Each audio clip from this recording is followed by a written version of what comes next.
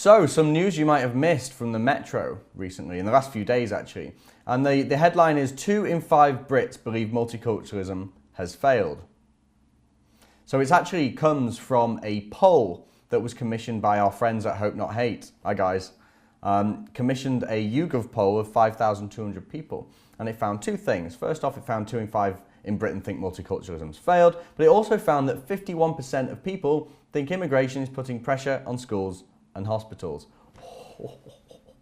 I bet that stings for Hope Not Hate. That must sting, because we know exactly why this poll was commissioned. It's because Hope Not Hate are under this illusion that the whole country agrees with them, that the vast majority of people think that what they do is right and that immigration isn't a problem and that we can carry on with open borders and that Muslim immigration poses no threat and all this. They're so deluded into thinking that most of the country agrees with them. And you know, time and time again, we see polls like this which show how wrong they are and how off they are in public opinion. And yet these lunatics who only have jobs because the government keeps paying them to do research about people like us, and they're completely out of touch, and it's incredible. But what I find interesting is, out of these 5,200 people that were polled, I'd love to know what sort of segment of society they chose.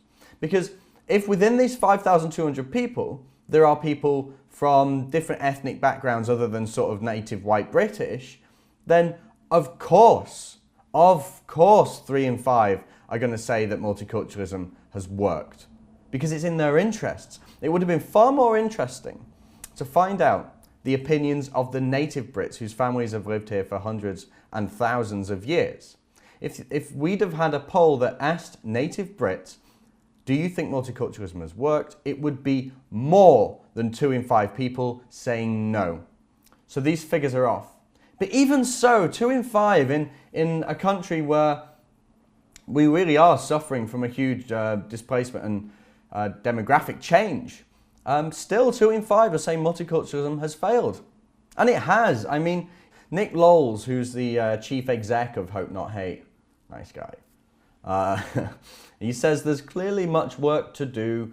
Enoch Powell's speech led anti-racism campaigners to mobilise. The anniversary of the speech must do the same. So I guess what he's saying is this poll was done because of the anniversary, the 50th anniversary of Enoch Powell's Rivers of Blood speech, which I won't go into today, but I'll talk about soon because I think it's an important one.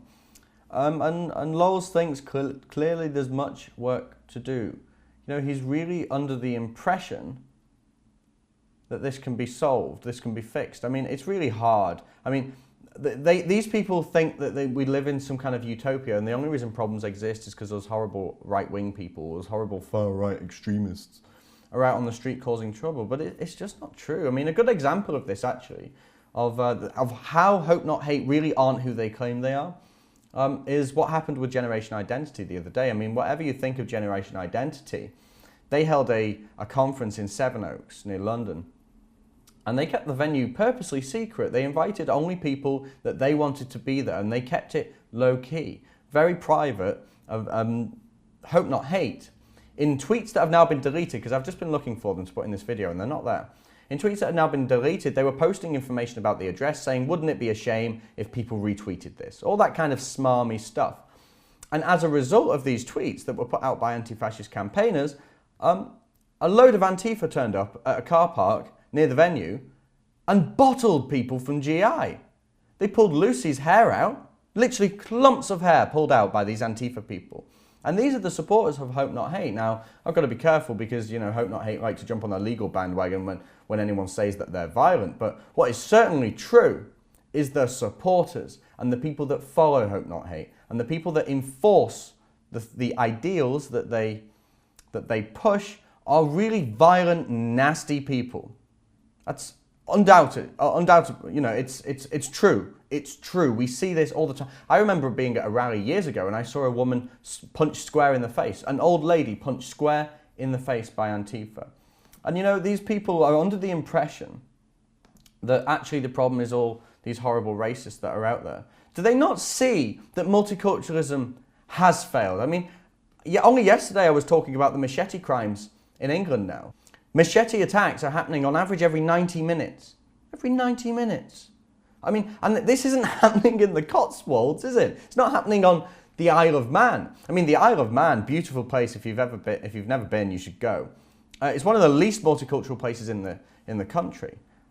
Beautiful, beautiful place. But it's also one of the safest, if not the safest place to live in the British Isles.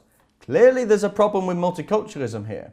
And Nick Lowles, no matter how much you pretend, no matter how much you complain, and no matter how many of your followers go out on the street and attack people for saying this obvious truth, it will never stop being true. Multiculturalism has failed. Watch me and the rest of Rebel on our brand new Rebel app, which is available now on the Apple App Store and the Google Play Store.